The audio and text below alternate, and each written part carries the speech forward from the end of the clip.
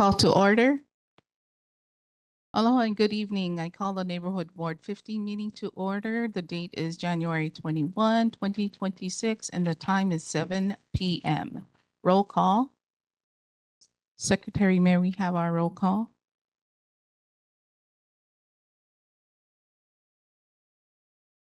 Go ahead, Melissa. Can you do it, please? Thank you.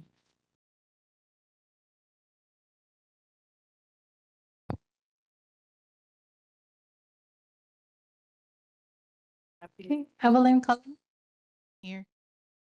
Diosa, here, Ken Farm, here, Donald Guerrero, thank you. Pat Hoopy, thank you. Randy, not here. Eric Mitamora, not here. Willis Moore, thank you. Cards, thank you. Lloyd,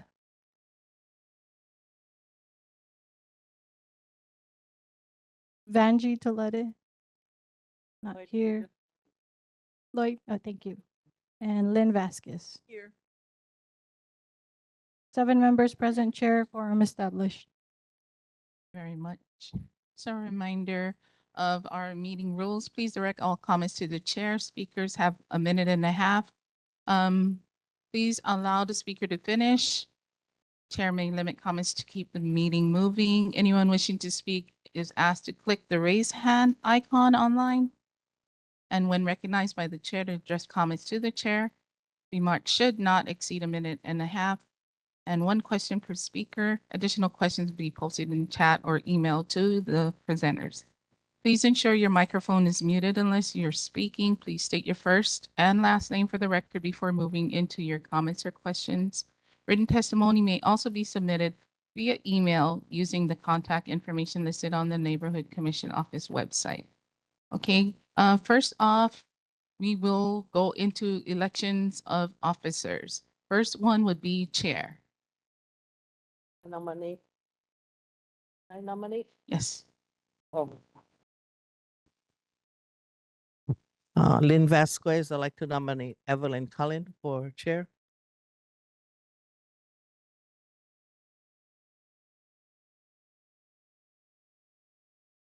Anybody else? Hi, Board Member Pintor, nominating Board Member Pintor.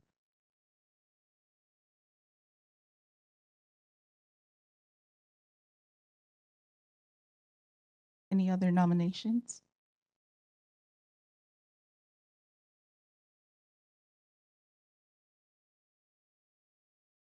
Okay, we'll close the nominations at this time.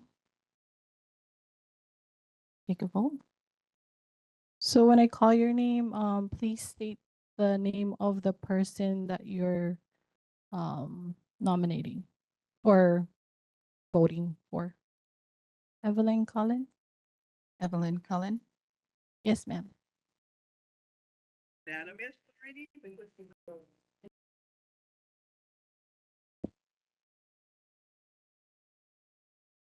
There's 2. Or, okay, delete my question. Thank you. Thank you. So Evelyn Cullen, Evelyn Cullen. Diosa, not here. Ken Farm, not here. Donald Guerrero. Here. Which, who would you want to vote? Evelyn and Cards. No, she nominated Evelyn. Evelyn. Pat Hoopy. Randy. Not here. Eric Mitamora. Not here. Willis Moore. Cards. Board Member Pintor. Lloyd. Vanji. Not here. Lynn.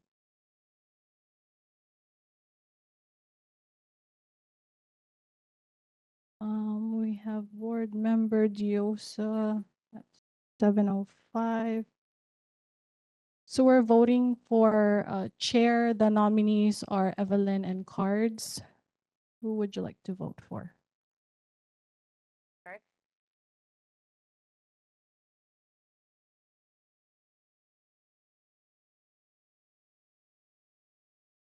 So 6 votes for Evelyn and 2 for Cards. You need 7 for the quorum, so no chair voted.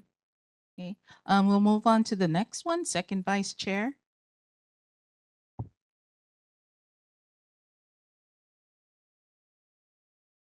Lynn, board member, I nominate Pat for PE for vice chair. I second.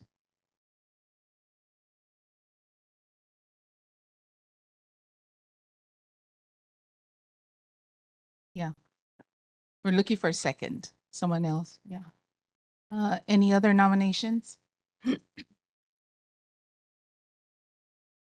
I, Pat Hope, nominate Willis Moore for VP.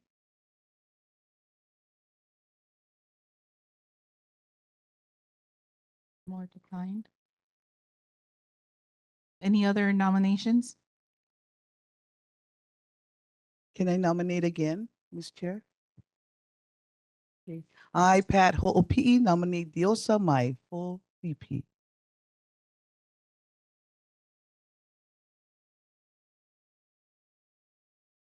Any other nominations? Lynn Vasquez, nominate Lynn Vasquez.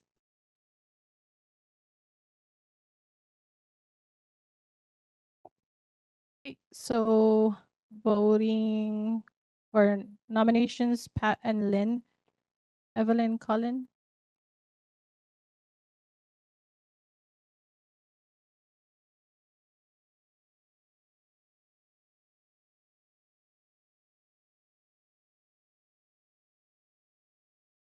I abstain. Diosa. Lynn, you said. Ken Farm. Still not here. Donald. You. Pat or Lynn?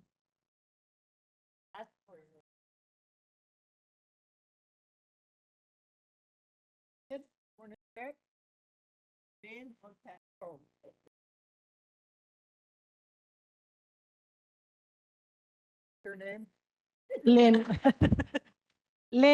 Lynn with the hat or Pat in the orange? Okay. Hat. Okay. Pat. Randy. Still not here. Eric.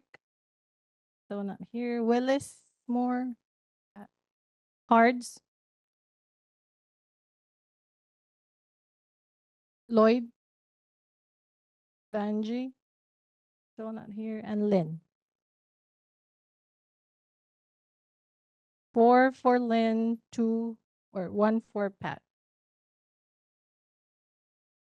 No one. 1.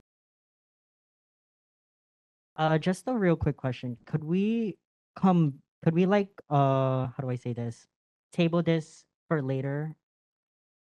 It's still it's yeah, because I don't think we all came to a consensus for any of the positions we already have labeled under the agenda. So yeah, it's been like that. But yeah, for Yeah, echoing off, Ms. Chairperson, echoing off of what Cars is saying, we'll just table it to the next meeting. Thank you. Okay, tabled. Nothing else. Okay, we're moving on to the city monthly reports. Yeah, we're gonna table treasure as well. Moving on to city monthly reports, Honolulu Fire Department.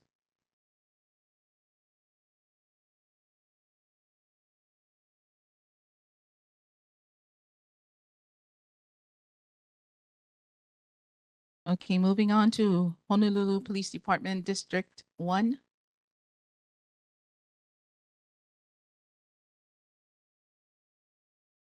Yes, good evening. Can you hear me? Yes.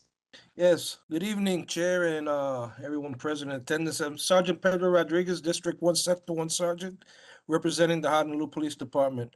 Community Area Responsibility. Thank you for your time and patience. Information that I'm going to provide today presents the total amount of cases in your area of concern. For more of the statistical information, you can go to our HPD public website at www.honolulu.org, honolulupd.org. The statistical information for the month of December, previous month, is as follows. For motor vehicle thefts, this month we have one as of a difference from the previous month, which is 3. Burglaries this month we have 2, which last month we had 0. Thefts we had 3, last month we have 4. UEMVs as unauthorized entry into a motor vehicle. We have 1, last month we had 1 this month, previous month we had 2. Assaults, this month we have 2, 0 for the previous month. Sexual assaults, last month 0, and this month is 0. Graffiti, 0s, last month and this month. Drug offenses, this month we have 2, last month we had 1. And motor vehicle collisions, which is a big deal. This month we have 14 versus the previous month that we had 13. At this time, there are no breaches to report. Continuing on. I would like to mention that for night enforcement in District 1 along the Liliha border, we have made numerous enforcements along the parks that nearest to that border, which is Ala Park and Veritania Community Park. And we have continued to keep a number of park closure violations down, to which approximately 5 criminal citations were issued last month for park closures out of 34 inspections. This also to include in our enforcements is about 95 traffic infraction citations, 12 traffic crime citations, and 93 criminal citations total between our day and night operations. Upcoming events to bring up in the Kalihi-Pālama area include the Explore Asia Fest, which is being held February 28th at 810 North Vineyard Boulevard. Due to this event, we, the Honolulu Police Department, continue to ask that all adults who take children to these events be mindful of their surroundings. We also ask that children and adults wear some form of reflective clothing to ensure that they are visible to traffic when crossing the streets, as the event runs from 9 in the morning to 7 p.m. At this potential, and there is potential for traffic and pedestrian incidents remaining as a concern for the department. Other concerns that I would like to share are the recent incidents involving attempted murders, place to keep firearms throughout the island of Oahu. Although these incidents did not directly involve District 1, Sector 1 area of concern, they are a reminder of the dangers that are faced by officers in the attempt to continue keeping the public safe. We continue to humbly ask that the people remain vigilant and report any suspicious activity or any knowledge of criminal activity that they observe or are aware of. Information given can be provided discreetly via the Honolulu Police Department's webpage if concerns of safety are a factor.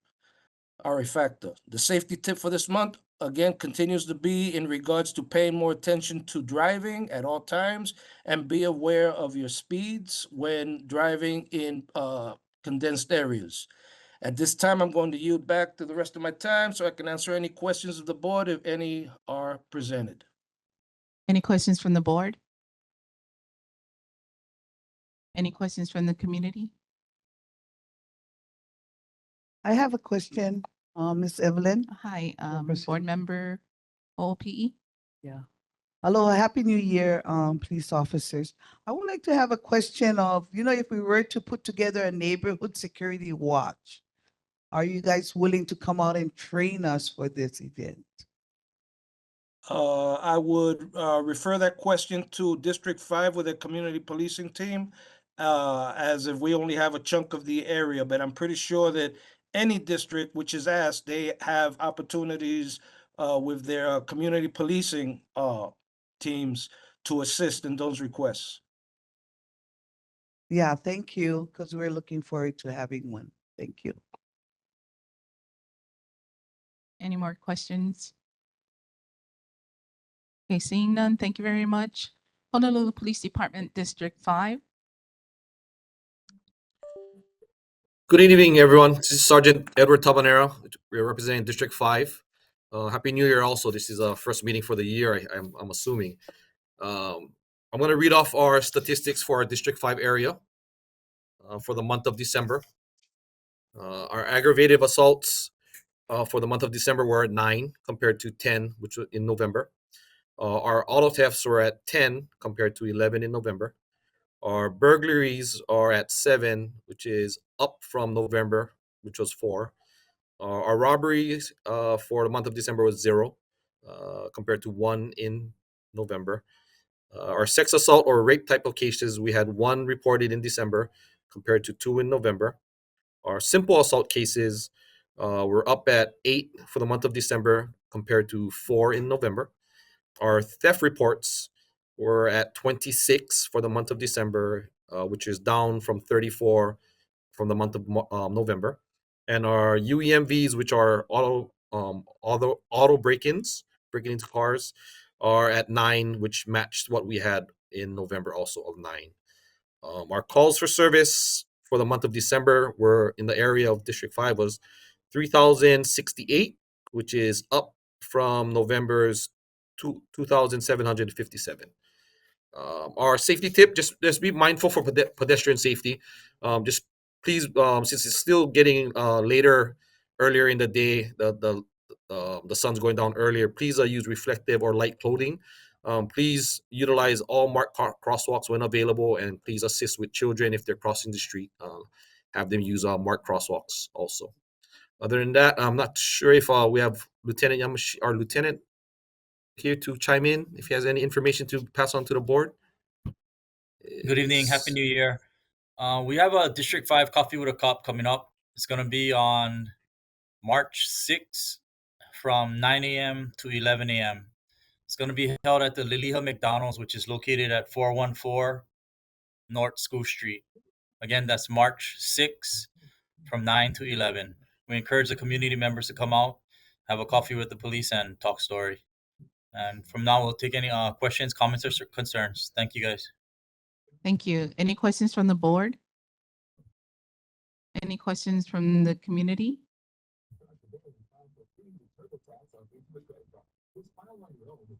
Okay, seeing none, thank you very much. We're going to move on to Board of Water Supply, Iris Oda. Hi, everyone. Glad to be here. Happy New Year. Hi. So there was no December meeting, so I'll read the December report and the January this month's report. So we just wanted to, and it's still applicable to December one. We just want to remind customers to stay vigilant of utility scams, especially during the holiday season we had and at all times. So key things to remember. So Board of Water does not accept payments via gift cards, wire transfers, or app payments. We will not call outside of the regular business hours, which is Monday through Friday, 7:45 to 4:30. If you receive a suspicious call, ask for their name and their number, and then hang up and call 808-748-5000, extension 2, to verify that name and number. Be aware also, we don't send disconnection notices by text. And if you're approached by someone claiming to be from the Board of Water Supply, ask them for their official ID. We should have our official Board of Water logo, which is in my purse, and our tire. And I don't have that tonight. We usually we should drive marked vehicles and carry our badges, which I was just saying. And just a holiday conservation tip. So holiday gatherings and cooking can increase water usage. Simple reminder, turn off your tap while you're preparing food and scrubbing dishes. So remember, every drop counts. Okay, so, and then this month's general announcement is, let's see, we're asking everyone to conserve water now, and it comes with bigger rewards. So I passed out the handout to everyone. Sorry for you that online that can't probably see it, but we're basically, we partnered with the Department of Environmental Services. So we've expanded our water sensible rebate program, doubling many rebates. So now as a resident, you can receive higher rebates like $150 for the Energy Star clothes washer, $200 rebate for the water sensitive toilet, and $400 for smart water monitor. So there's some for commercial customers, some rebates for commercial customers that they may qualify for higher rebates for their plumbing and kitchen equipment.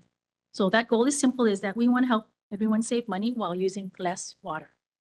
So if you can, go to boardofwatersupply.com/rebates, and you can see about this handout probably, and about all the different ways to save water. And then usually I report on the main breaks that have occurred the previous month.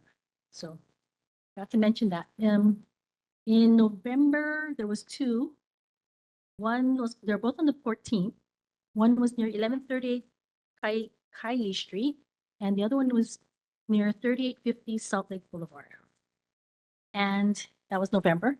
And in December, there was one in your neighborhood board area on December 12th near what just says Dillingham Boulevard in Honolulu. So no address on that one. So that was my two general reports announcements. I did have questions from the previous month if I still have time. Okay. Let me just get up my paper. Oh, I'm trying to learn to slow down when I speak. Okay, this is 2 pages long, and I will give this paper afterwards. So the questions, there's like 3 questions that are multiple parts, but the question last in November. After watching the news about the water contamination, and they said maybe it was celium in Lahaina, do we, the Oahu residents, have to worry about the same chemicals or contaminations like Liliha? So the response, 3-point response is, so we found barely detectable trace levels of celium in a few of our water sources. Those levels remain far below state and federal drinking water standards, as the water we deliver continues to meet all regulatory requirements, and it is safe to drink. So celium is a naturally occurring mineral element on rocks, soils. Amounts can appear in groundwater as those minerals decay and naturally erode.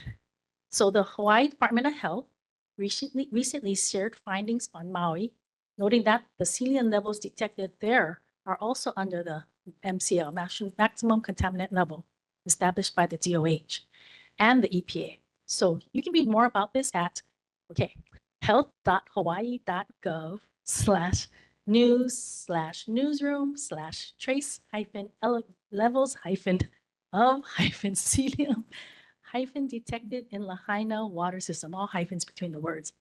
But I'll have this so it'll be in your notes in the minutes. So that's that first answer to that part of the question.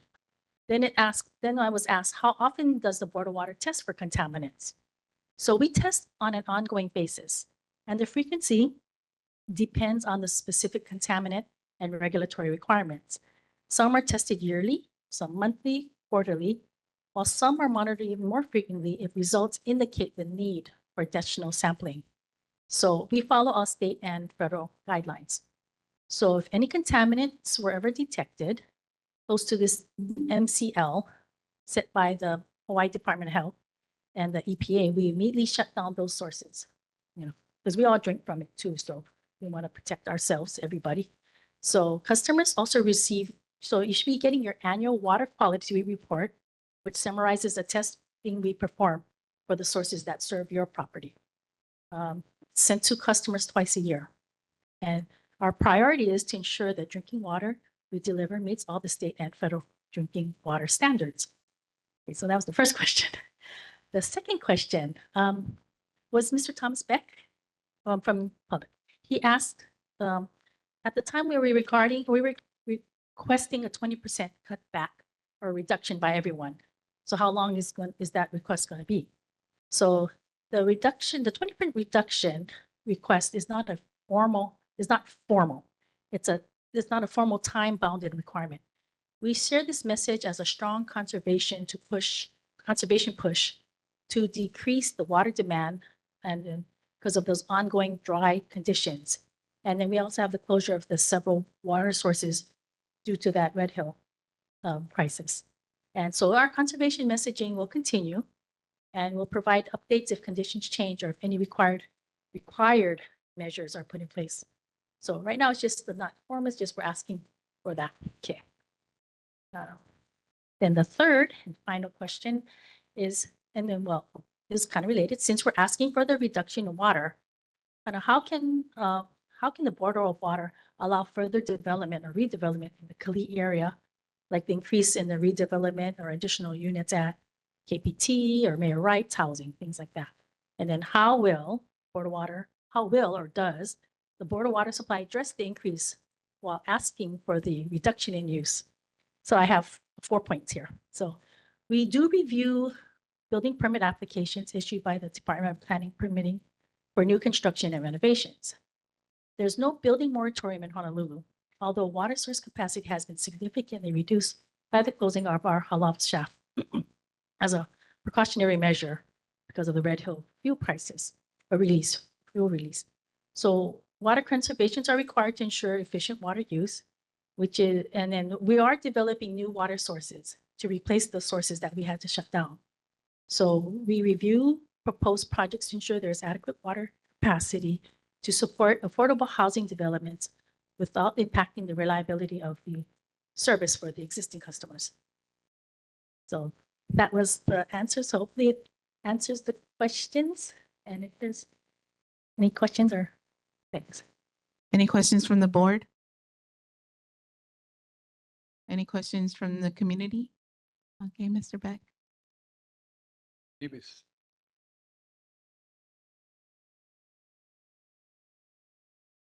My name is Thomas Beck. Question I have is in regards to that water break on 1138 Kalihi Street. That's the same water line that's over 100 years old. We were told that water supply is looking at replacing that water line 15 years ago. I believe it's the third water main break of that water main.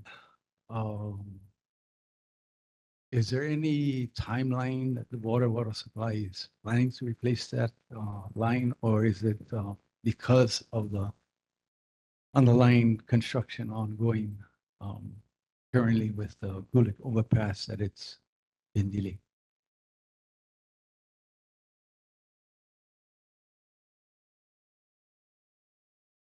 For that question, actually. So that's good to know that was Beckley Street, yeah, you said. I think it was, yeah, in Kalihi. Okay, so I will have to come back and answer that question, but I will ask our communications office. So, and that you were told about it 15 years ago, and you want to know the timeline to replace it, or if it is, if it isn't, if they don't have a timeline, is it because of the Gulick and the other construction in the area? So I'll ask that. Thank you. Any more questions from the community or online? Okay, seeing none, we're going to move on to HART, Honolulu Authority for Rapid Transit, Gabby Camacho. Hi, good evening, Vice Chair Cullen, board members, and community members. I'm Gabby Camacho with the Honolulu Authority for Rapid Transportation.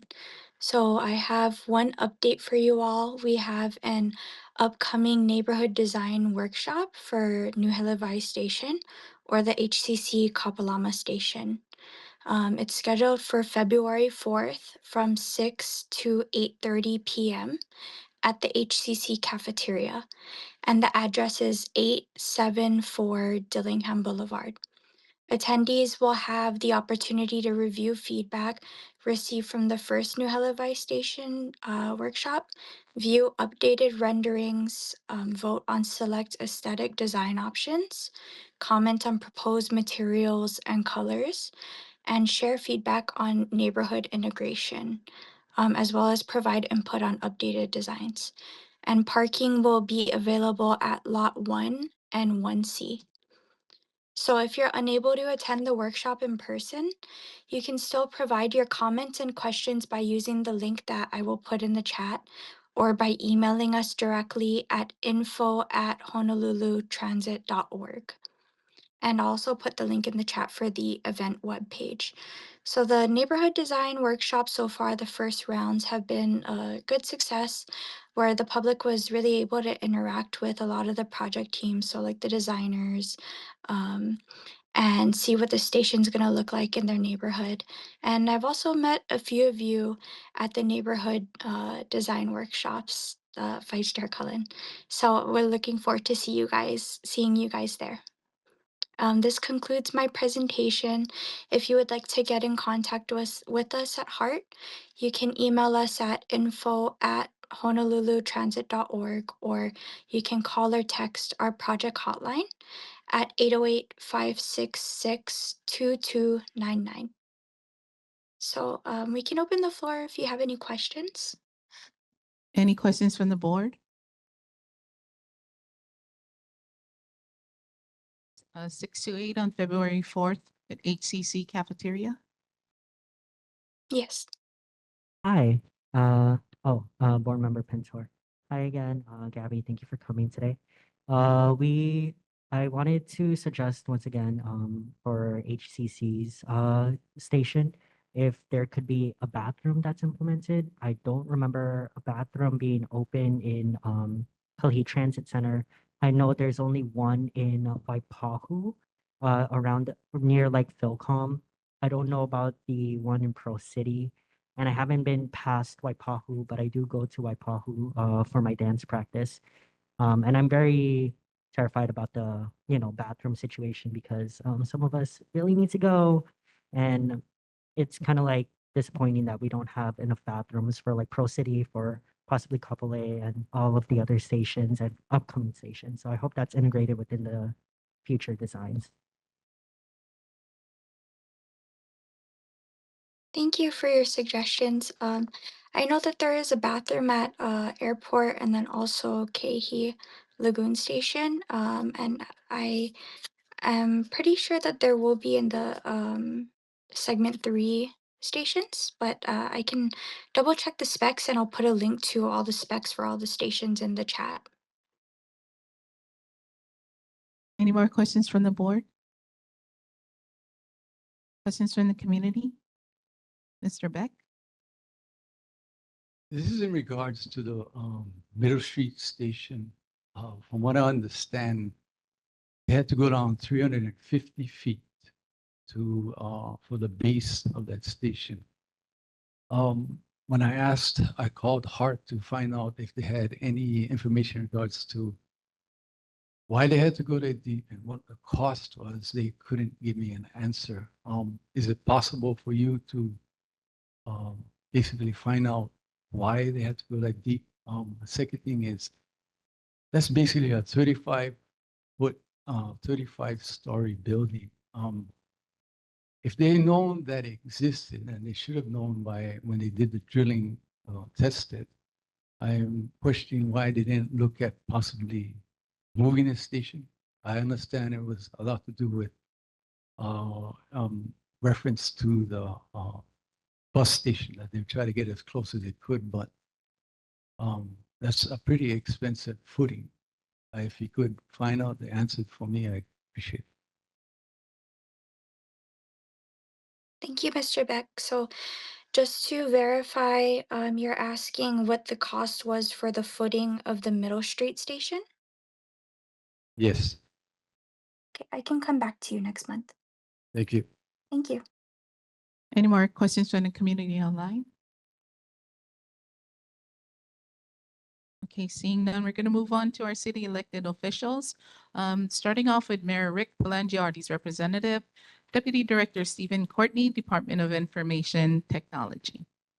Yeah, good evening to Kalihi-Pālama Neighborhood Board members and residents. First, I would like to wish the board a happy new year 2026. I will start with highlights from the mayor's newsletter for January 2026. That link, along with other information, can be found in the chat. Oahu residents are urged to check the Federal Emergency Management Agency's updated flood insurance rate maps before they take effect on June 10th, 2026. Properties newly mapped into a special flood hazard area will need to comply with the flood hazard area building regulations, and property owners may be required by their lender to obtain flood insurance if they have a federally backed loan or mortgage. The Department of Housing and Land Management continues to advance key housing and land initiatives across Oahu. In Kalihi, coordinated demolition has begun at the former Delight Bakery site on Dillingham Boulevard, preparing the city-owned property for the future transit-oriented affordable housing next to the Moka Uea Skyline Station. The effort is being coordinated with Honolulu Authority for Rapid Transit to minimize neighborhood impacts and accelerate future redevelopment planning. I do not have any departmental issues for follow-up this month. If you have an issue with the city, please report it with Honolulu 311. And hno.info is a one-stop shop for updates from the city. That concludes the mayor's report. Mahalo. Are there any questions from the board? Questions from the board? Questions from the community? Seeing none, thank you very much. We'll be moving on. Let's see, Councilmember Radiant Cordero.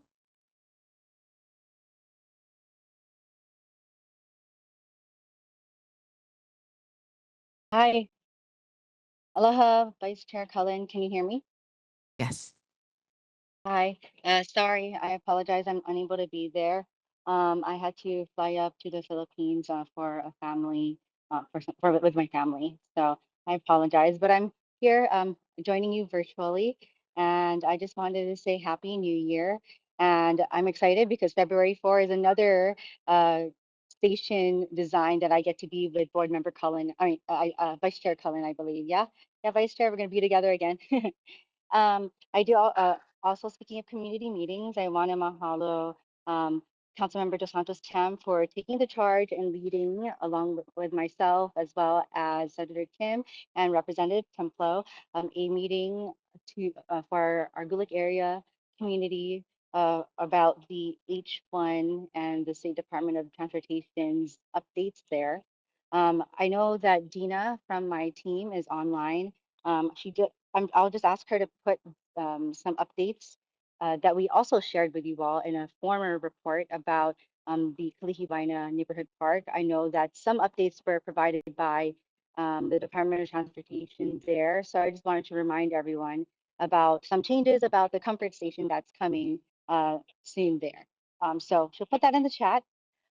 Next up, I want to mahalo the Department of Facility Maintenance from the city, who has been working with the residents to ensure the safety and proper use of a fire lane that's between the properties on Wynant Street and Kamehameha Homes. We were also informed by our neighbors on Wynant Street that a stop sign and some traffic safety arrangements were also erected on Wynant Street as well. I do have information about real property taxes. I know that the deadline to appeal is how, but you know, there's more information there, so please check it out on my page there. Not my page. I think it's one of the full pages there.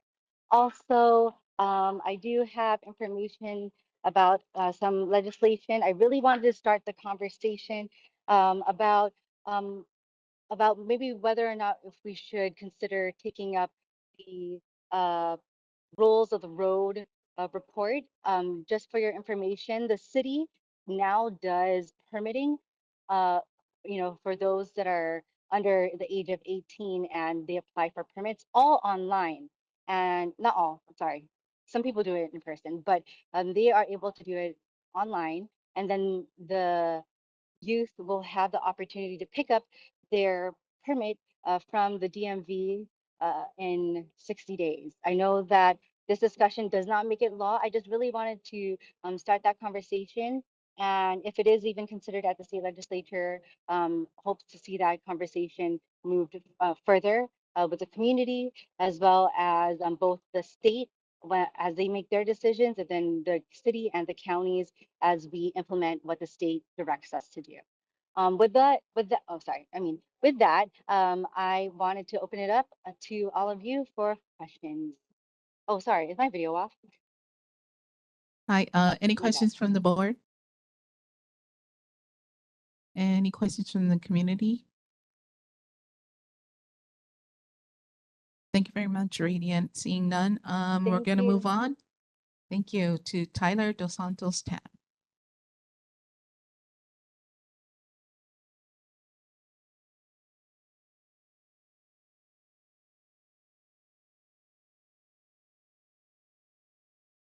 Okay, now we're going to move on to our presentations. We have one from Kalihi-Pālama, Michael Sainitz, on the Merite and Ka'ahumanu Homes update.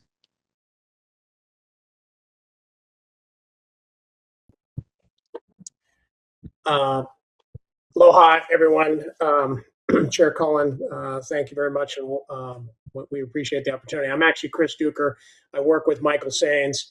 On the screen with me and on the phone coming in is Sam Marico, who's with High Ridge Costa. And so we're going to go, we know we got a short period of time here, so we're going to go relatively quickly. I think the last time we presented these projects to the neighborhood board was about a little over a year ago, I think 14 months. So it's good to be back, and we'll dive right into it. If somebody could, you guys can see our screen. Yes. Can you see it? Yes. Okay, perfect. So Sam, why don't you take it away with High Ridge? Sure. Thank you, members of the board and residents of the Kalihi-Pālama Neighborhood Board. Appreciate the opportunity for giving a brief update. We'll try and run through this update quickly and leave some time for questions. I'm representing High Ridge Costa, the master developer of both Merite Homes and Kahumana Homes, in developer with co-developers, the Hawaii Public Housing Authority, and forum partners as well. Moving down to the next slide here, we're going to provide a brief just refresher on our development team here. If we could do the next slide.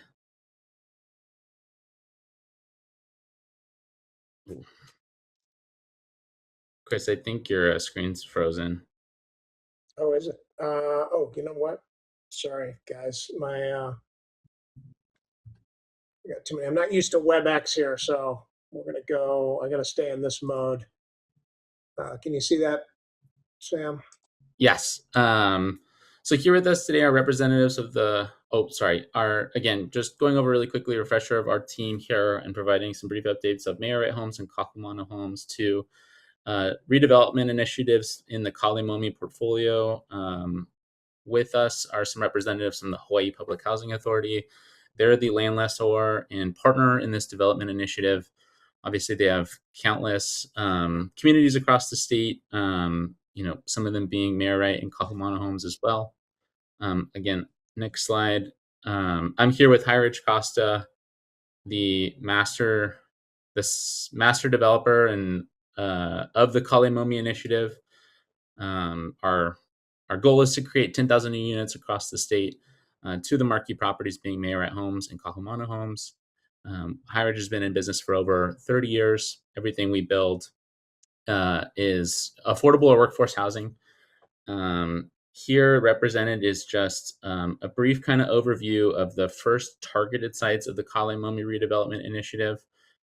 So those include Merite, Kahumanu, and then two projects that are also under construction, which are School Street and the Kuhio Park low-rise redevelopment initiative. And then moving to the next slide here, I'm going to pass it on to Chris, our development partner with Forum Partners, to give some brief project updates and status updates on Merite Homes and Kahumanu Homes. So Chris, take it away. Thanks, Sam. Sorry about the screen mix-up here. We're having a little technical difficulties with the WebEx, but I'm going to go really quick because we have a lot of slides to go through, and then we'll have questions at the end. But Merite Homes, I think you're all aware of it, a little over 14 acres, zoned A2, and there's an existing 364 existing public housing units across 35 buildings built, obviously in 1953, quite some time ago. I think many of you participated in a lot of the TOD planning that was done throughout the community for these neighborhoods that are here. You can see this is one of the planning sheets that was done back in, I think it was 2014, and you can see obviously a lot more density and development that's coming associated with the rail. And so we kind of looked at these studies as we do a lot of work on both Merite housing development and Kalihi-Pālama, and the Kahumana Homes. So you can see here, this is a shot from up at KS's campus, kind of looking down. And on the left here, you see Mayor Wright Housing is kind of in gray, what's coming. And then Kahumana Homes over here to the right. And then in the middle is Kalihi-Pālama, which is KS's sort of master plan development. So a lot of change coming to the community in the coming years. This kind of a similar shot to what was done in that planning, but shows on the left, you can see Mayor Wright Homes. Again, Kalihi-Pālama, KS's development, and Kahumana Homes here in the foreground. Again, associated with all of the transit-oriented development that's going to be coming to the community. So when we went through Mayor Wright's master plan, I'll go through this really quickly. About 2,448 homes is what we've been entitled for. It's a mixed-use community. We're replacing the 364 public housing. It's going to be rentals for workforce, affordable, and we're also looking at an affordable for sale component if we can make that work on leasehold. 10 buildings that are being phased over the next 10 years or so. We've got anywhere between 9 to 36 stories high. 1, 2s, 3s, and 5 bedrooms. We really focused a lot on the master plan to create some open areas and park areas, which you can kind of see, that are sprinkled throughout the development. And that's kind of a key component. We really want to open Mayor Wright up to the community. Right now, it's kind of closed off. And so that's a big part of all the things that are coming along with amenities for the community, public services, things of that nature will be sprinkled throughout. Here's kind of a quick shot. These are some of the initial renderings. You've seen these before from when we did the entitlements in the master plan. This is obviously looking Mackay. And then our first 2 phases are here on the right, phase 1A, which will be the first building to go. We've already received funding. And then 1B, we're working on getting funding this year and we're going to break ground on 1A by the end of the year. We have to, and we're already processing permits and working through that. Here's another shot, Mackay looking Mauka. And so you can see, again, here on the left, these 2 buildings are phase 1A and 1B. Go really quickly through these, but you can see some of the amenity areas we're talking about. A lot of focus has been spent on creating some open space, urban park areas, smaller areas, lots of gathering areas for not only our residents at Mayor Wright, but for the community at large. This phase 1A building that, again, we received funding on, 308 units. We're having studios, 1s, 2s, 3s, 4s, and 5 bedrooms. That's very unique. Usually in buildings of this type of construction, you rarely get 4 and 5 bedrooms. So we're really excited about that. Phase 1B, which we hope will get funding next year, 247 units, studios, 1, 2s, and 3s. We have parking there, about a 1.42 ratio. So there's enough parking that we're not going to impact the community in the neighborhood. But not so much that we're wasting it. This is the area that we're focusing on, that phase 1A and 1B. So it's at the Mauka kind of Eva side, closest to Pālama Settlement across the street. We're starting there. And you can see these buildings that are impacted. We're working with the residents now on relocation and support services. So we're really spending a lot of time. That's kicked off now, working with the community. We're making sure that everyone has a home that they can go to in the interim. And then we're working to get individual plans for each family, and we pay for the moving costs and relocation costs, everything associated with that. And then also the residents in good standing have the first right to return to the redevelopment to the new property. So we're really excited about that opportunity. It's obviously being the first one. Remember, we've got the 364 units in the Mayor right now, but our first building is going to have over 300 units. So we're going to be able to really relocate people in future phases. We expect it to be a lot easier. Affordable housing, we're going anywhere from replacement of the public housing where we have 0% AMI, area median income for residents, all the way up to 80%. The LIHTC, the affordable 30 to 60% AMI in these first 2 buildings. So you can see their rental rates anywhere between a studio from less than 798 for the replacement units, upwards to 1,500 for a studio, and then 3 bedrooms up to about 2,300 for a family of 4. So really a broad spectrum of affordable housing, which is great. Schedule-wise, we started this first resident meeting back in 2003, and even prior to that, the Hawaii Public Housing Authority had done a great deal of work on Mayor Wright, as I'm sure you're all aware. And so we've come a long way. We've actually are having this neighborhood board meeting tonight. You can see here in white, and these are the remaining things. We're going to be relocating our residents.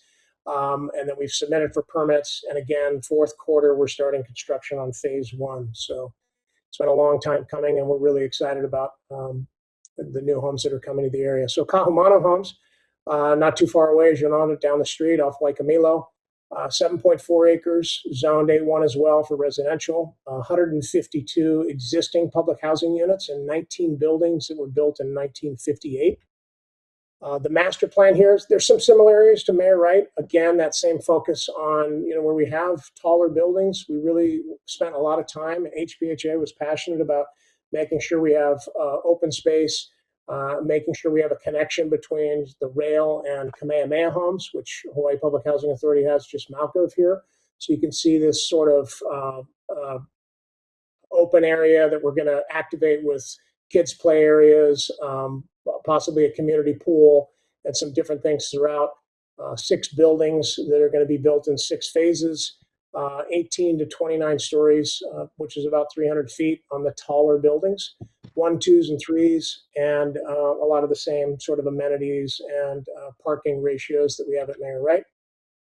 Phase 1 and 2, we're actually starting, phase 1 will be on Waikimilo Road and Olakele Street.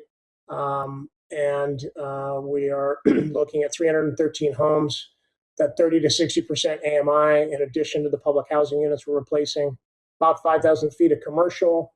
And then phase 2 is going to be another 206 homes, kind of the same program on the affordability and amenity spaces. We shared with you some of that. The initial park area will be put in with these 2 phases. Here's a couple of renderings of those 2, phase 1 on the left, phase 2 on the right. You can see kind of the ground floor area we're developing with some commercial. There'll be some social services. We have kind of a little parklet area on the corner, structured parking in between the 2 buildings. You can't see it, but on the other side of this building, we have a rec deck that faces the Mackay side, and then you get a glimpse down here of sort of that park area, at least from Waikimilo. This fills in when the rest of the phases come in. Phase 3 on the right, phase 4 on the left, 5 and 6 are behind. This kind of a flavor of some of the renderings you can see in the upper left. This kind of focuses on this Pico sort of park area we have in the middle. Back here, we're looking at a community services building.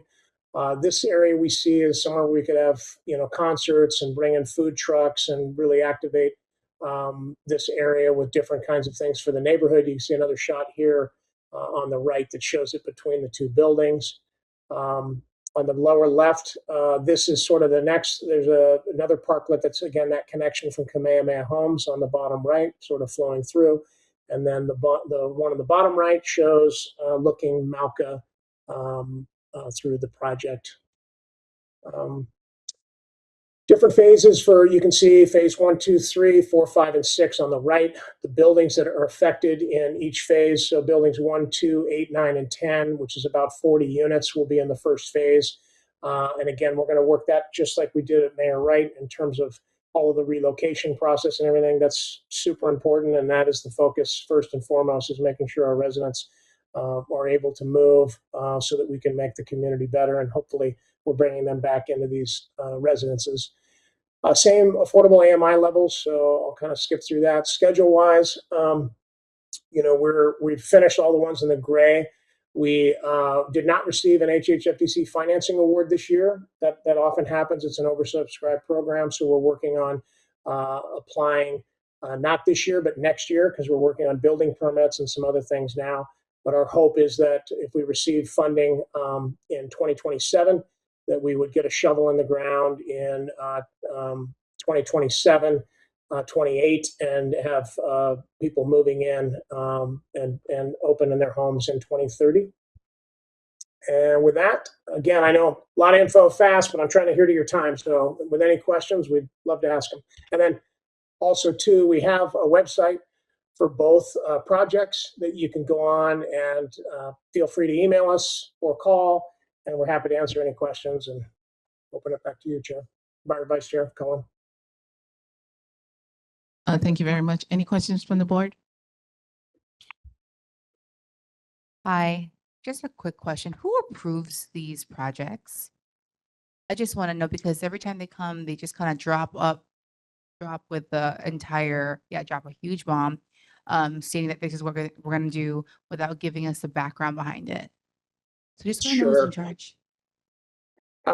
Great question, and mahalo for that. So this has been, well, in the case of Mayorite Homes, as I'm sure you're aware, Hawaii Public Housing Authority started working on this, oh God, I think back in 2014 or 15. So there's been a whole lot of planning that's gone into it. Ultimately, the project, we received our entitlements, because there's a whole series of environmental studies that have to be done, working with different state, federal agencies. And so there's quite a bit of work that goes into preliminary. And then we actually received our initial entitlements, I believe it was in January of 2024. And we did that through HHFDC, and then the deputy director from DPP gave their approval. And this was through the emergency proclamation. And so, Sam, isn't that right? Was it January of 24, I believe? I think it was formally approved in February, but that was the decision-making time was between January and February. Lynn, can I say something? Lynn Vasquez, board member here. I'm 70 years old, born and raised in Kalihi. And this saddens me because, well, I don't want this to become another kaka'ako. Went to school at Kalakaua Intermediate. And what you guys building up over there is taking away what we known as Kalihi. It really saddens me. And whoever would approve all that, they should get fired.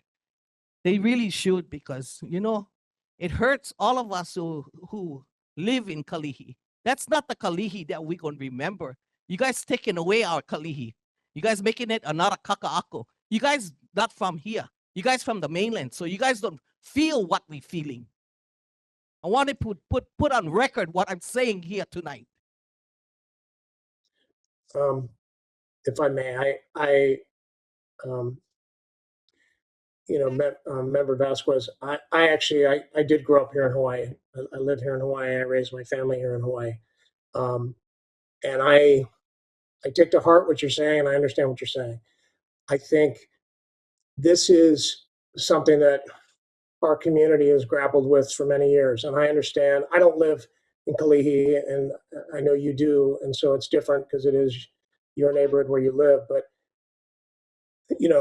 we are, as you know, we are in a huge housing crisis here, right? And in order to address that, part of the whole transit with the rail system being put in, whether you're for it or against it, the push here is to try and create more homes. I mean, we're taking Mayorite, which is, a very large piece of property right downtown, right next to a rail stop.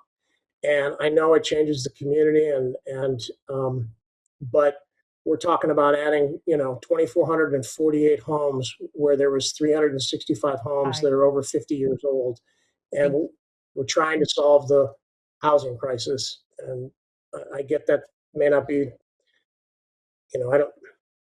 I can't address what you're talking about, but we're trying, and this is not meant to be high-end affordable, market housing like Kaka'ako. This is affordable, truly affordable housing for the community and for what we need. So, we hear and understand your thoughts and concerns. Thank you, sir. Before I ask my questions, I do want to remind all the board members, I know that we have heightened emotions at this time, but if we could follow parliamentary procedures, Robert's Rules of Orders, and make sure that everyone comes with the peace of mind, come with aloha before we all share our feelings. I don't want to discredit or devalue board member Vasquez's feelings, but we have a meeting and we have an order to follow. Question. I may have missed it during the presentation.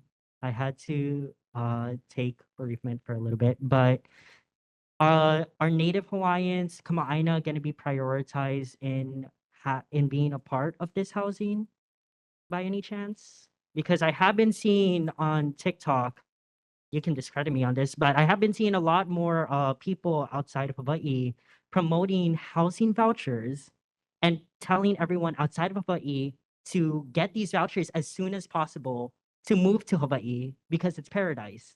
So I'm curious if there's any type of like priority for Native Hawaiians and Kama'aina local borns, maybe Kofa immigrants. And adding to that, if Native Hawaiians outside of Hawaii are also being prioritized for this housing. Chris, I can take this really quick. Because these communities are financed through, the use of public funds and tax credits, we can't discriminate based on race. So unfortunately, we don't have the same jurisdictions that like a DHHL does, where they can provide preference to Native Hawaiians. That being said, the way that this program is structured is you have to basically, and this is not 100% true, but it's in 99.99% of the applicants that we receive for these low-income housing communities, is they have to have a local job. Now, I can't say that they're born and raised here. We can't provide, preference to Native Hawaiians, but it should be, and this program disproportionately benefits Kama'aina and people that live here and work here. With regards to vouchers, mainland vouchers aren't transferable from state to state. So if you get a voucher in, LA, for example, it doesn't give you the authority to then move to Hawaii and use a voucher. The vouchers have to be administered, at least on Oahu especially, through the Hawaii Public Housing Authority.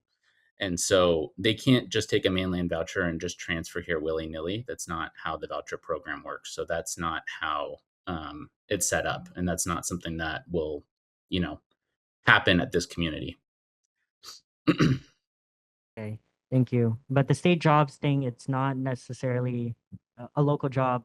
Anyone can apply for a local job and then move here. It's something that needs to be fixed immediately, especially with the idea of mixed income. We need more lower income housing. We don't need more mixed income housing. If middle class people, if people from the middle class want to really live here, buy a rent or an apartment or a house, why they have options outside of public housing. They don't need public housing. Lower income people need these housings as soon as possible, and limiting these opportunities by making a mix on income is totally beyond my comprehension. Thank you. Yeah, I think just to clarify on that too, I want to say close to 1,800 of the 2,400 and change units that are being developed are for low income households. So it's between 30 and 60% of AMI, and then there's going to be some public housing replacement units that hit that threshold, in most cases between 0 and 30%. So it's close to 70% of the units that are being built are for low income. There's been a really big push through the state to not concentrate just public housing or the most vulnerable people of the community in one building. And so creating this mixed income environment really does create social equity for a lot of the lower income residents that live there, and provide opportunities and influences that positively affect their life. So that is a big nationwide and state initiative to create, these mixed income communities. But again, we're not trying to represent that this is, going to be mostly market rate. It's, again, disproportionately for low income residents.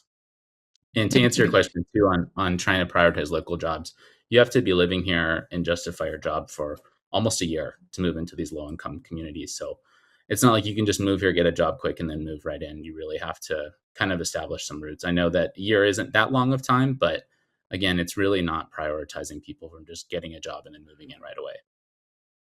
Thank you. So this is Board Vice Chair Cullen. I have a question. You guys did mention, and I've been at a couple of the Kahumanu meetings, and I've heard a lot of people echo the same sentiment as one of our board members here tonight had earlier mentioned.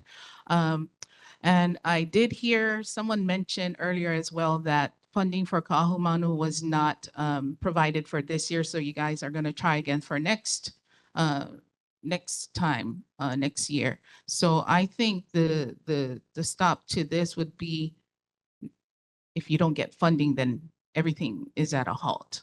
So if the funding doesn't go through, then this doesn't happen until funding happens. So it's a year by year thing. And when it comes to Marites, I think that was already funded, but when it came to Kahumanu, it's a no-go. So they're going to try again next year. So just, am I correct? Yeah. You are correct, but also too, there's a whole lot that happens. Like we are in the process now of working on all of the construction drawings so that we can submit for a permit. So while it's unfortunate we didn't get funding, Mayor, I did. It's an oversubscribed program, so oftentimes you may not get it the first year, you may not get it the second year, but eventually we will get it, and we're moving forward now with planning and permitting so that as soon as we do receive funding, we can get a shovel in the ground sooner, we can deliver affordable housing sooner, and we can help, really our community with more housing, which is what we need. And it's all kind of tied to the TOD, am I correct? Funding It as well? is. It's no, not the funding so much. I mean, it helps to be in a TOD zone. You actually get extra points because you're competing for these funds with other developments. But the city and the county, as we all know, has made a big push with this investment in rail. It's not only the investment in rail, but it's the investment in our urban core to create more affordable homes and just change our communities. So they're tied, but they're also somewhat separate. Thank you. Any more questions from the board? I have a question. Ms. Chairperson. Go ahead, Ms. Hope. Okay, aloha. I like to say I also came out of the projects, the ones that you're rebuilding, and it's very much against us that we're all not happy of what you guys are doing in our Kalihi area. I believe none of you guys live in this Kalihi area, so it doesn't affect you folks. But all of us born and raised in Kalihi-Pālama, our kids, our great-grandkids, and our family come from Kalihi-Pālama, and we ain't moving out of Kalihi-Pālama. This is our roots. And it's so sad when you guys not hearing the people who live in this district. Why is it only built for Kalihi-Pālama? Why not take it to another community? Why only Kalihi-Pālama getting all these 29 feet buildings and stuff like that? We like our comfortable living. We like our HHA first and second floor. But all of us is very much against that building that you guys are building. Even if you guys are still going to do it, you guys don't live in our Kalihi-Pālama district. Yeah, you're right. We do not live there.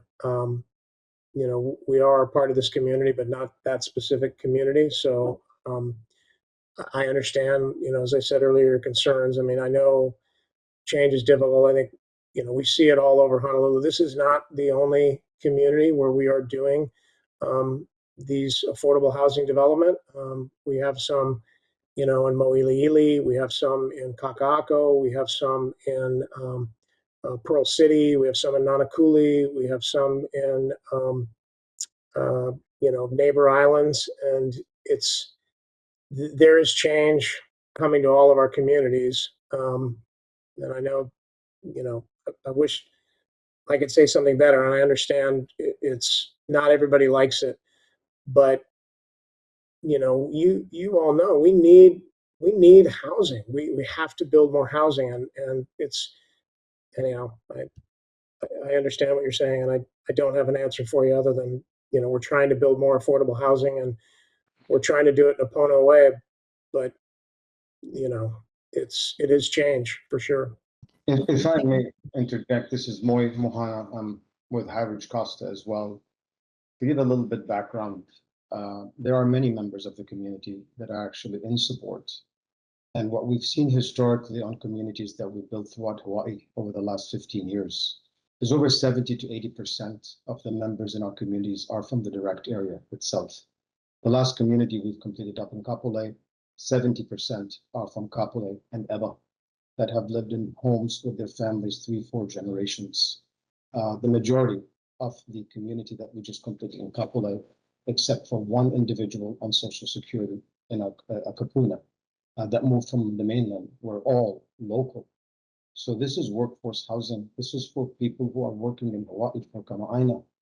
This is not public housing. There are no vouchers except the limited number of vouchers that HPHA is going to provide. The majority of the units have to be paid by the families that are living there, that are working here. As Sam has mentioned, it is required that they show their income on their own. They cannot have guarantors. They cannot have other people signing for them. So again, in the communities that we've recently completed when surveyed, not only have the majority been Hawaii residents, but the majority have actually been from the neighborhood. In the Kapolei example, where I listed 70% were from Kapolei and Eba, the 15% were from Waipahu, just for the record, because there wasn't enough housing over there. So please understand that many of the residents are people who are living in multiple homes, multiple generations. There are people just like yourself that want to stay in their community, that want to live there. We older people, and I'm a senior citizen myself, have been lucky to be in the communities that we live in. But our kids, our other generations want to live where we are living, and this is the only opportunity they have. So please give them a chance. Okay, thank you. Thank you. We're gonna move it along. I got one more thing to say. This isn't about staying in the community. This is about keeping Kalihi. This is not about residents staying or no money or disabled or anything. Well- This is about keeping Kalihi. We love Kalihi. Okay, thank you very much. We're gonna move on. We're gonna go on to community comments. Can I make a comment? Thomas Beck. Okay, I'll make a comment on this. Okay, subject. last Yeah. 2 questions. Thank you. Basically, I was born and raised in Kalihi. We moved out of Kalihi because the state, when they built Rio Park Terrace, we were told that they were only going to be 13 stories tall. They changed it at the last minute because they wanted to accommodate more people who were on list to what it is now. When that happened, I can tell you for a fact, 80% of the people who lived on the street that I lived in moved away. You have to have a mix. You can't have just people who are poor and struggling in a large part of the Kalihi. We had a mix. We had working class, we had blue collar, we had white collar. Yeah. We're overrepresented, not by blue collar or white collar. And that's the problem. Yeah. I'm back in Kalihi because my father had still has property in Kalihi. I'm the last person of my family living there. I'm looking at what's happening now. If they're going to build this, I don't want to live here. I hate to say that. It's nothing to do with the people in Kalihi. I'm not sure who's going to come to Kalihi. Just like Vasquez has said, I agree with her. I'm not going to get. I just want to say that when you're comparing Kapolei to Kalihi, it's apples and oranges. Okay, you need to understand that. We moved all the way to Kahala from Kalihi. Not that we wanted to, but everybody else either moved to Manoa, moved to Aiea, or Pearl City. They never came back. I'm the only one. Every once in a while, they know I live, they pass by, they stop and we talk sorry. They said the same thing. They don't want to move back. I'm looking at the current buildings that you're going to make. If you look at the streets that surround the housing, there's no way it can function if you're going to have that much traffic. The second thing is, it's built right next to Kalakaua School. Where's the safety for the students?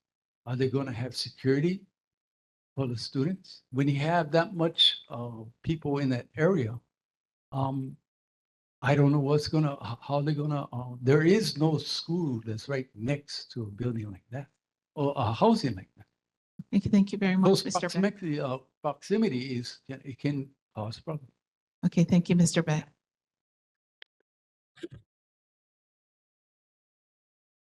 James Chu, go ahead. Hi, my name is James Sung from Neighborhood Board 16. I apologize, I'm changing the subject.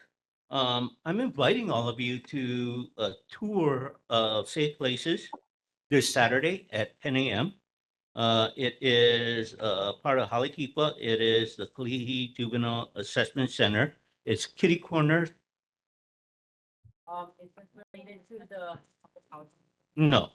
Okay. Okay, we'll wait for community Not consent. there yet. No. I request for a 5-minute recess. Possible to, yeah. 5-minute recess. Thank you.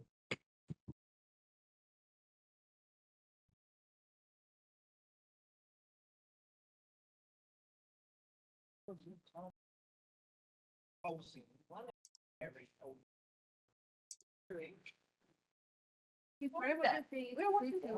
get that we don't want to gentrify this area. I work in town. I understand. But let's hear not so obviously when people are presenting, let's try not to respect to the time carry them out.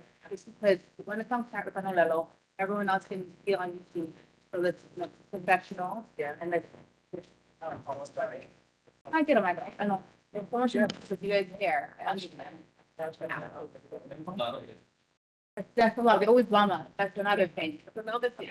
Just a couple of kids in South Dallas, that we see a build like that. I know. They think they did with how. Yeah, that's, so that's it. So they're the middlemen, right? They're not the ones that actually doing it. So HA, it's HFPC.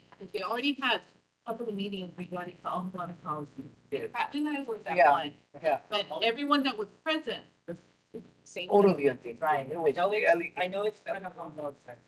I don't know till you come from the place. I'm gonna be like, oh, think for that. They live in that place. They have my kids in there. So I don't know. So I'm suggesting if maybe like people take this energy, this passion that we have right now, use that at the next meeting to directly think about it. When it comes to these kind of meetings, everyone's watching. And we don't like care our day long. We better go to the rest of the play. Yeah, we don't wanna. And then that people will be again. And if they can too, like. Yeah, I know, I understand. There's so much love here. That's why we said it before. So we Kalihi-Pālama. But they always do. But they never. I don't know. So how do we fight? We don't have, how do we fight the full answers? But maybe we can talk to our senators. We have Senator, out of him, we have Senator Rose, Senator Lai, we have the representatives. We can talk to them, we can direct them to my state. And obviously the governor has, like, if I would say, he is someone that created the nation. So we can talk to him about. You want to, the proclamation to stop. Yeah, you know, your community can provide one. But it's the funding, they don't get the funding, nothing you can.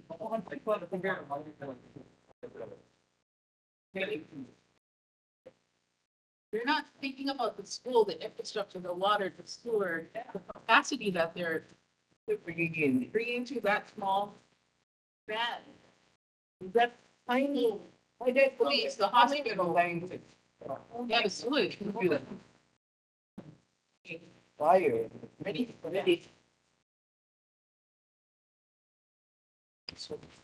Okay, we're back.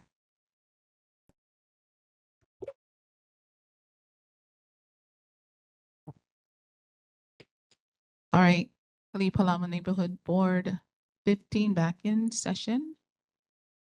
Is there any comment online?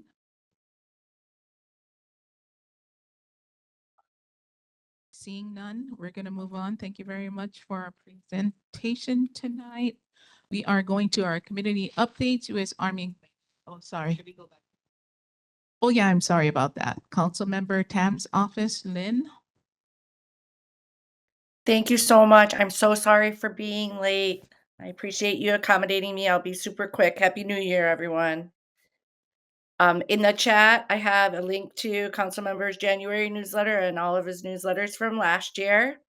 Last week, we did have an info briefing, a community meeting regarding the H1 Gulick widening project. Of course, that will impact our greater Kalihi community, although road closures won't be everywhere. But more information about that can be found at their website, and I'm putting that in the chat as well. And then lastly, on January 31st, I apologize if Councilmember Cordero already reported on this, but volunteers are needed for the Kalihi Stream cleanup. And I'm going to put the information to sign up for that in the chat as well. And that's all I have at this time. If anyone has any questions for me to take back to the council member, I'd be happy to help. Hi, this is Vice Chair Cullen. Will you be having a town hall regarding Kuyo Park Community Center on Thursday, tomorrow at 6 p.m.? Tomorrow? Yes. Tomorrow from 6 to 8 p.m. 6 to 8 p.m. At the Cohill Park Community Center. At the community hall, the community center. So discussing some of the issues related to the redevelopment, public safety issues. Council member wants to be able to help people that might need senior bus passes or more affordable bus passes. So yes, from 6 to 8 p.m. Thank you. I forgot. Thank you. Yep. Thank you. This is from our friends at our neighborhood board. Uh, Thank you. Yeah, thank you. Any other questions from the board?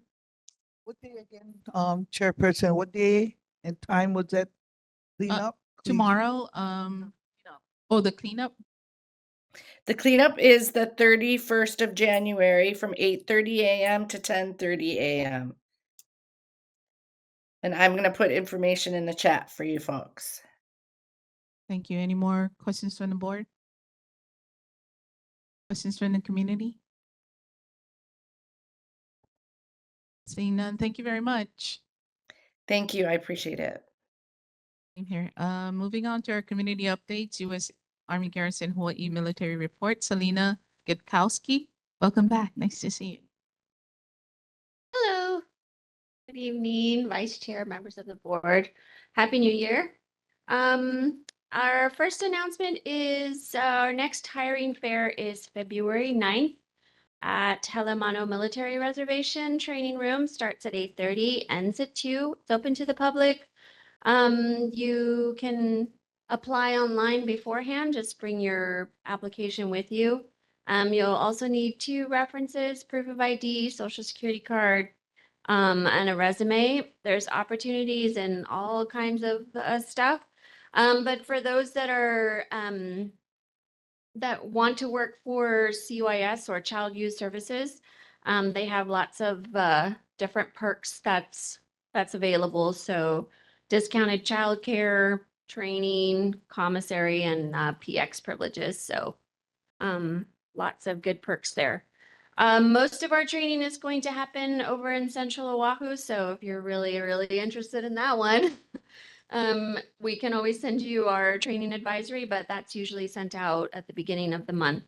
And then for the last announcement, we are doing prescribed burning over on Schofield Barracks at the ranges.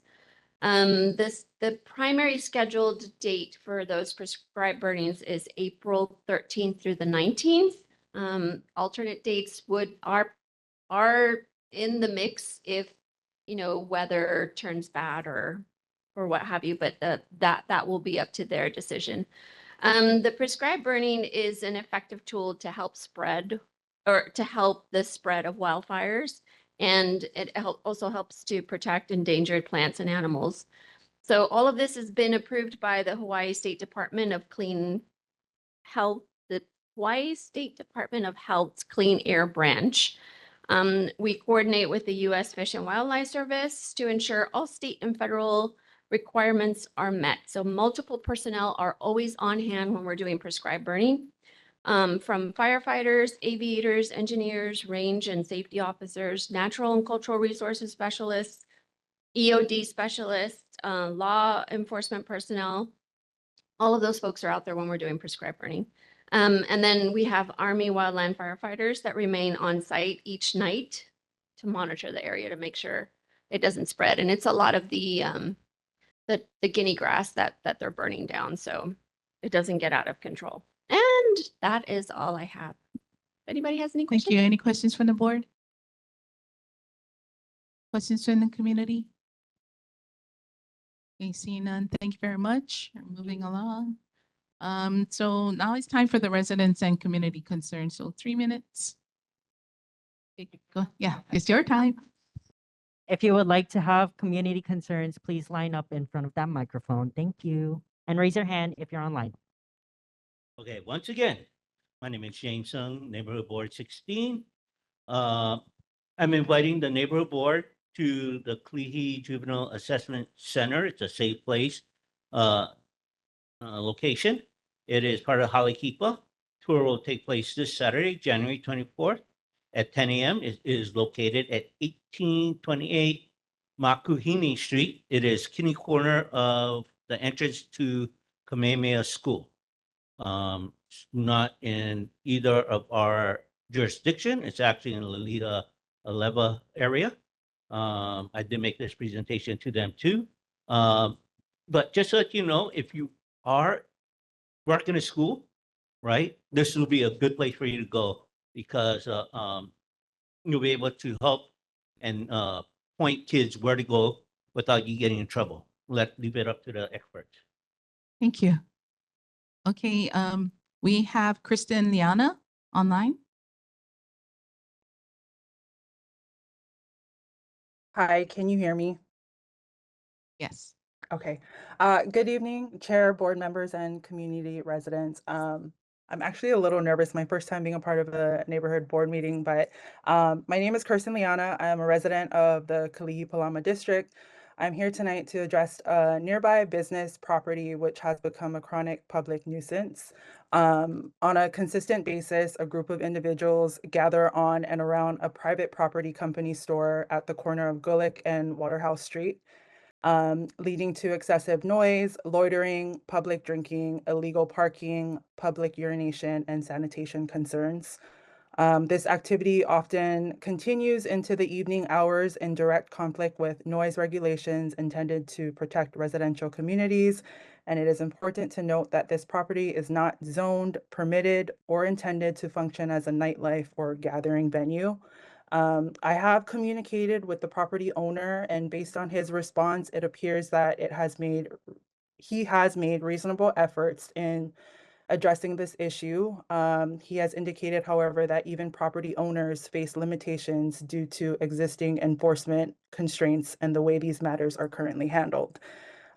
This issue affects our health, safety, and quality of life. Residents shouldn't have to regularly report public urination or drinking, confronting strangers nearby their homes, or rely on repeated calls to HPD just to feel safe.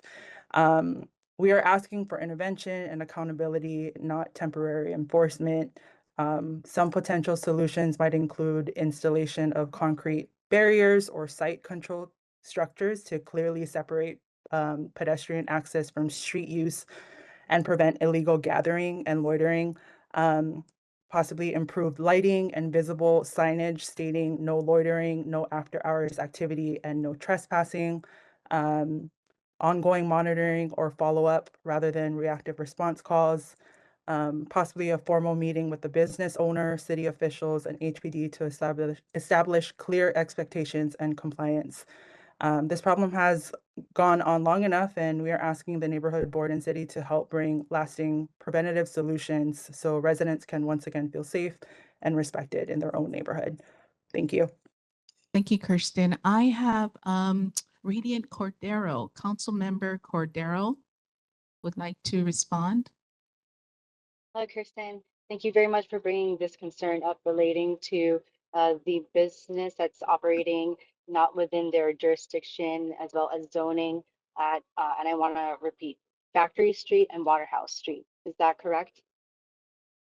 And I loved the ideas regarding the meeting, as well as the signage, and as well as, I know you mentioned that the temporary enforcement is not going to help, but if we work with the Department of Planning and Permitting, we have been able to redirect and help property owners move the the unregulated and residentially zoned areas activities out of different neighborhoods in Kalihi, one being especially near Vice Chair Cullen's neighborhood as well. So it's going to take a while and it's going to take a lot of effort, but I'm open to meeting. And my email, I don't know if you have my reports there, but I have my contacts. My emails are Susan Carly, ORDERO at honolulu.gov. Or if you leave your information with the neighborhood assistant, I'm hoping that you can share it with both myself and the mayor's representative as well. So I'm looking forward to seeing how we can ensure that that business does not cause any more ruckus down by Factory and Waterhouse. Thank you. Thank you. I would also like to make a recommendation and download the 311 app, because that's a app that you can just put in your concern and then it gets sent out to various different city departments, and they are going to have to respond to you, and a lot of times it reaches Radiant as well. Thank you. Any more questions from the board? Any more resident questions? Thank you, Kirsten. Okay, we're gonna move along. State elected officials, Senator Rhodes.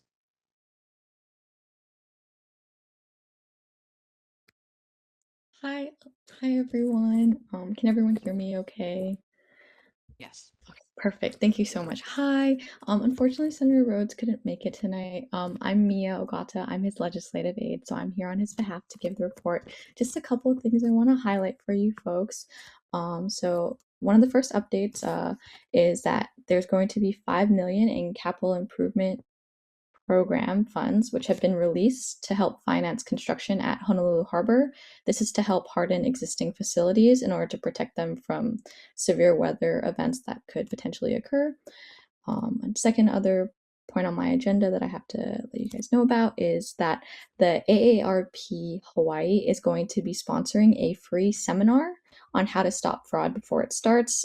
This seminar is going to be focused on outlining practical steps to outsmart scammers, especially in the age of increased artificial intelligence and cryptocurrency. The seminar will be taking place on Monday, February 23rd from 9:30 a.m. to 11:30 a.m. and it's going to be at the Japanese Cultural Center of Hawaii. There's going to be breakfast that will be provided. Registration is required, however. I will put the link to the registration in the chat after I finish giving my report. Third thing on my list to tell you guys about today is that the Executive Office on Early Learning has a new online resource called First 5 Hawaii. This website is set up to help families across all islands help identify resources and programs that they may be eligible for, and it's this website's supposed to also help streamline access to those programs. I will be also putting the website in the chat, but it's going to be first5hawaii.org. And then if you folks have any questions, you can always reach our office at 808-586-6130. I will also put that in the chat as well. But I'll also be here. That's all I had on my report to update you guys about, but I'll be here for questions as well. Thank you. Thank you. Any questions from the board? Parks? Hi, Senator Rhodes, and to all the other legislators, I hope you guys had a fun opening day at the session. I don't want to overbear you guys with too many questions, but it's a very quick one. Do you support some form of AI protection and regulation? Because I have been seeing a lot more concerns using AI, especially with Twitter, formerly known as Twitter, now X. They have been using AI to uh, basically kind of like virtually sex traffic vulnerable people, specifically women, by asking Grok, the AI bot there, to make children, women, and other people that they see naked and take off their clothes and everything. So I just want to see if any of the legislators do believe in AI protections and do support it. Thank you. I can speak on that a little bit. I know Senator Rhodes is still going over some legislation, and I know some potential bills will be introduced. And I don't have the full details on which ones we'll be sponsoring and introducing, but I do know we're working to discuss like new AI protections, especially because of all the stuff that's been happening. But I do know that he's aware of it, and he has been looking into it, and our team's been working on either working with other offices to draft legislation or working with other organizations as well. But I can also give you more details on that as well. Thank you. Thank you. And I am also reminding all the legislators that we have passed a resolution in favor of urging for support for protections of AI and regulation of AI, especially in this day and age where anything is possible with it, and we want to make sure all our keiki, all our kupuna, all our kamaaina are safe. Mahalo. Any more questions from the board? Any more questions from the community? Okay, seeing none, thank you very much. We're going to move on to Senator Donna Mercado Kim. Aloha, board members and community. My name is Jasmine. I'm here on behalf of Senator Kim. She has some things to take care of, so I'm here to fill in and report. The community report has been sent digitally to the chair and the board members. Community members that are attending virtually can also send their email for a copy of the community report to our office at sendkim@capital.hawaii.gov. My report basically summarizes the community report. So feel free to follow along. I ask that you please hold all questions until the end, just for the sake of time. Right. So we just wanted to start with thanking everybody who came to see us on opening day. Oh, thank you, Kathy. As of the 2026 session, Senator Kim is overseeing the newly consolidated Education and Higher Education Committee. So it's all under one branch, which is just going to be generally the Education Committee. So she's going to be seeing everything from K-12 through to higher ed. The change is intended to improve policy development and streamline capital infrastructure projects, and it's been done in the past. So this is more of a reconsolidation, if anything. But throughout the session, on another note, we encourage everybody to track bills, to listen in on hearings, and submit testimony through the Hawaii State Legislature's website at www.capital.hawaii.gov. We also wanted to talk about the addition of the Kapiolani licensed practical nursing program to Honolulu Community College. It's the result of a dedicated multi-year partnership. The project to add a nursing program to the college was set in motion in 2022 through the urging and recommendation of former chair and current member of the Kalihi-Pālama Neighborhood Board, Ken Farm. So congratulations on that, guys. Pursuing this, Ken. Senator Kim worked extensively with leadership from both Kapiolani and Honolulu community colleges to secure the resources and alignment necessary to bring this program into fruition again. A little bit more about the program. The program will be based on the 6th floor of the Kumupali building, in which they will construct 2 lab classrooms, 1 new office, and a dedicated storage area for the program. Construction is expected to begin this summer with a 2027 completion date. And the program will make nursing education more accessible to all residents from Kalihi to West Oahu. So interested students don't have to go to Kapiolani Community College. This program is hopefully only the beginning, opening up the pathway to further expansion into higher levels of nursing programs. So thank you to Senator Kim, Kapiolani, and Honolulu Community College, and especially the Kalihi-Pālama Neighborhood Board for helping bring this high quality and accessible program closer to vulnerable communities like Lower Kalihi. Next thing I want to move on to is the Department of Land and Natural Resources has recently released a survey on January 14th to follow up on the Red Hill fuel spill. The survey basically aims to measure public awareness of the 2021 fuel release, assess ongoing community concerns, and better understand how residents perceive the short and long-term impacts of the spill. Paper copies were mailed to Oahu households beginning January 20th to ensure access for those without internet service. Residents can submit responses online. I also wanted to mention that it is an anonymous survey. So please see the newsletter at the bottom of the second page. You can scan the QR code or visit redhillsurvey.com. some community events in Kalihi-Pālama. They're going to be having a Keiki story time on January 24th at 10 a.m.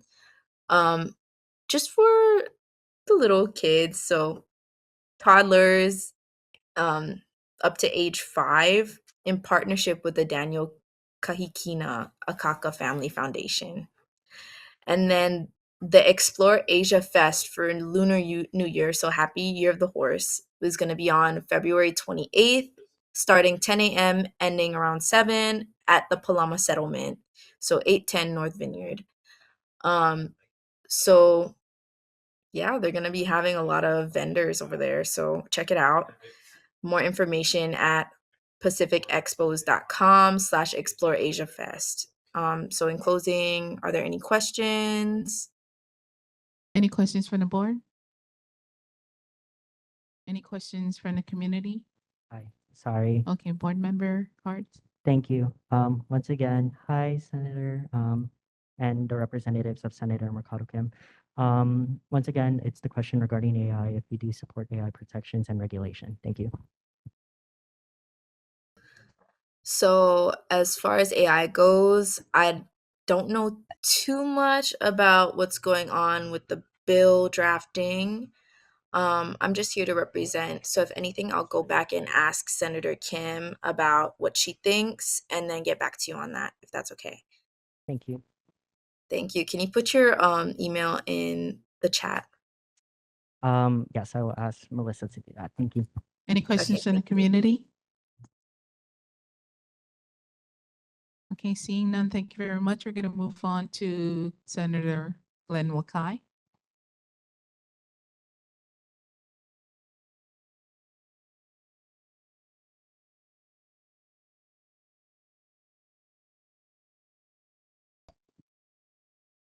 Okay, Representative Daniel Holt.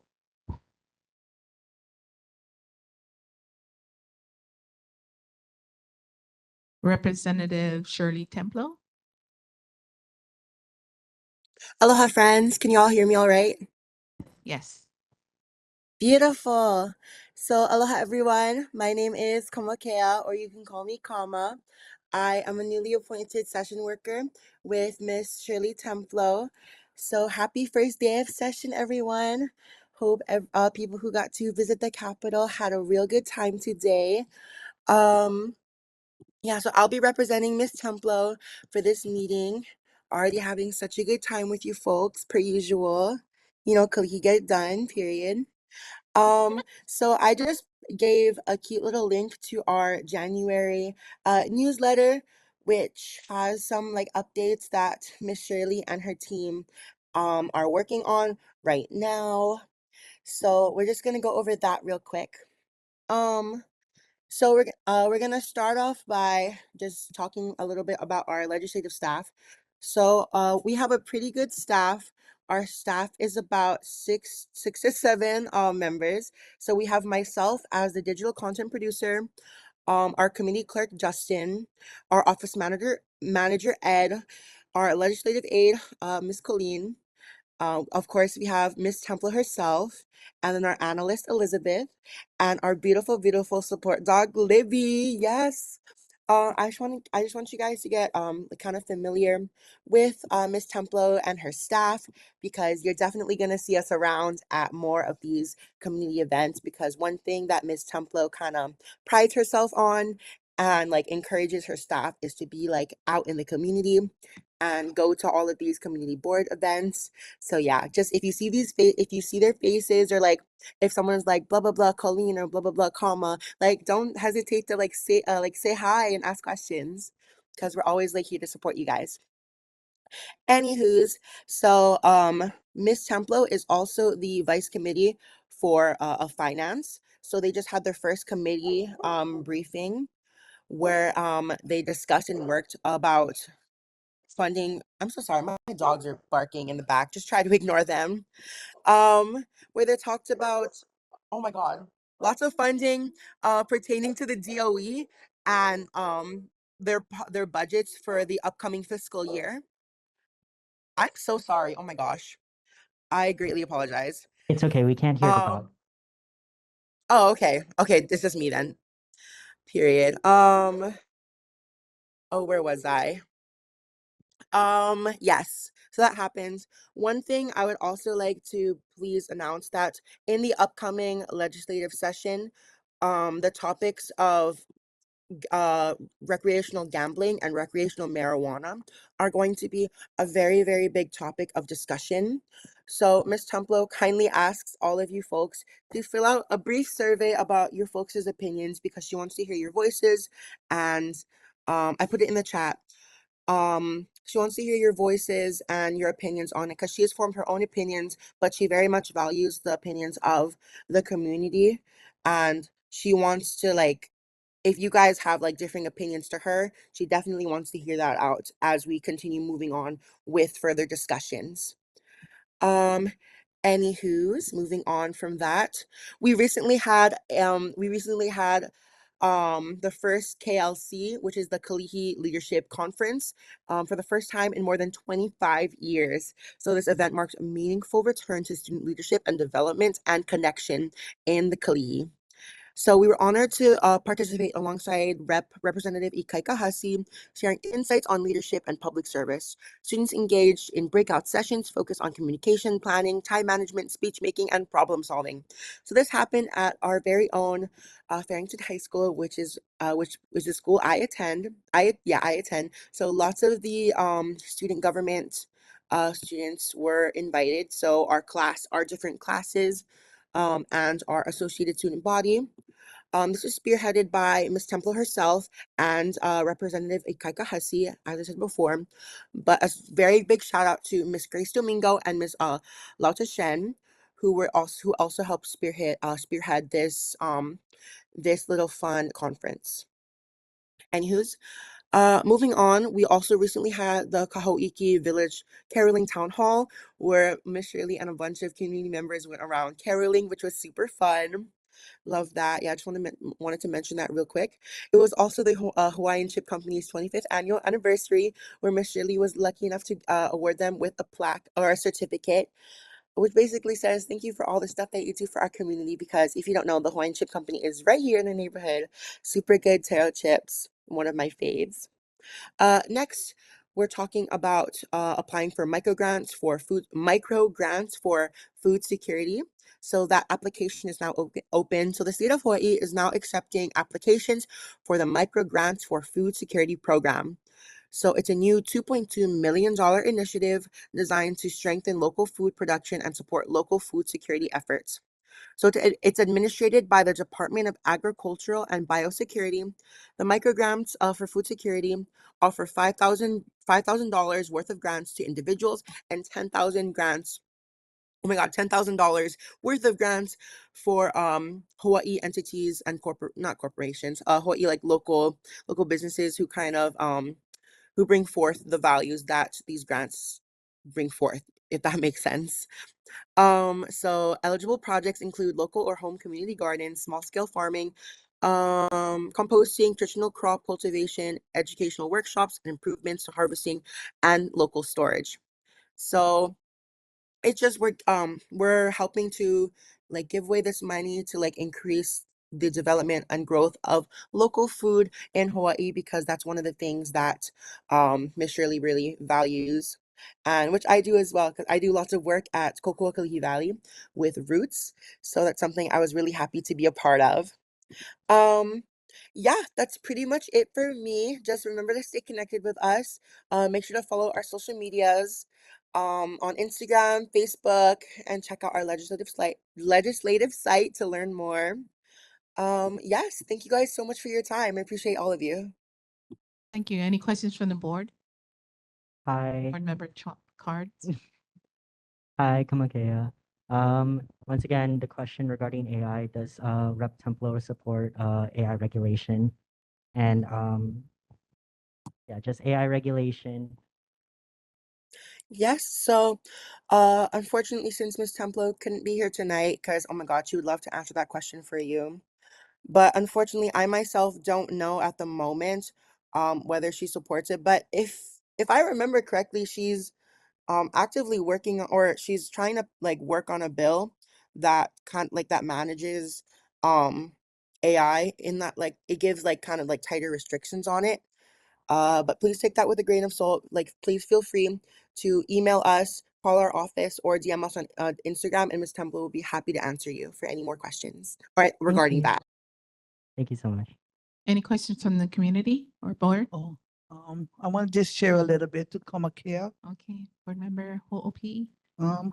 Aloha Kamakea, Happy New Year. I'd like to just say thank you to you can let Miss Shirley know and Miss Sandy for the little dessert that they gave our neighborhood board. The Happy New Year for giving us the dessert of the tapioca and the sweet potato. So just held in thank you from our neighborhood board. Will Well do. Thank you. received. I also wanted to thank her for creating this flyer for the Kalihi Neighborhood Security Watch through Shirley's. This is from Shirley's office. Oh, that was actually a poster I designed. Oh, you designed. Okay. Yeah. Well, Kudos under to Miss you. Shirley's direction, of course. Okay, so just let her know that this is gonna be handed out. Thank you She so said, much. she said graphic design is their passion. Love it. Okay. Any questions from the community? Okay, seeing none. Governor Josh Green. Madam Chair, before you go on, Pardon me. I'm unfortunately going to have to leave. There's still a quorum, so I will see you next meeting. Mahalo, Willis. Thank you, Willis. Thank you. Okay, let's move on to Governor Josh Green's representative, Trina Kalini. Aloha, Chair. Thank you so much. I did put the link to Governor's January newsletter in the link in the WebEx.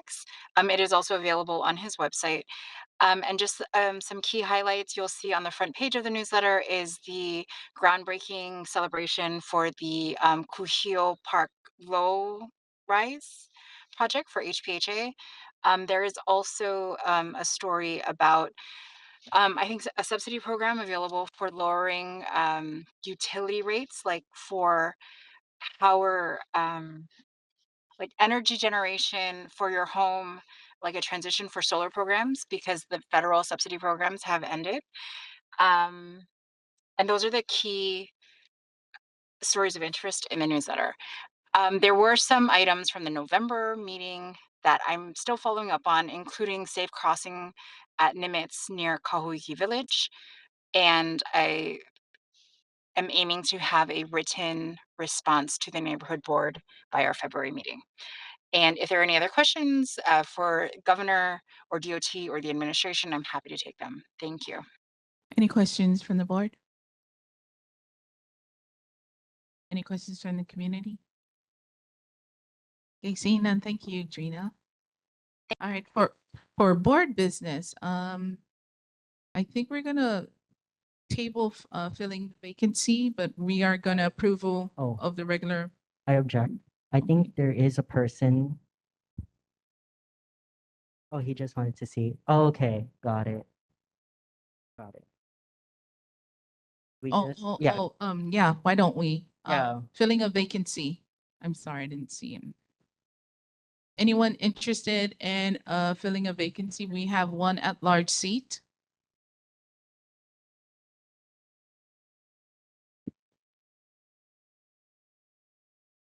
Oh. Let's continue to the. Oh. Okay. Yeah, don't be shy. I am interested, but I can't talk. Thank you. Okay, so we'll table this to the next time. You can also attend in person next time. And if you can't, we also have Zoom options, but just remember that we need you to talk and have video in order for you to be considered. Thank you. Thank you. Okay, so The chairperson is supposed to be talking, not you, Pintor. thank you. Thank you. Okay, so now we're going to move on to approval of regular meeting minutes from September 17, 2025. Are there any amendments?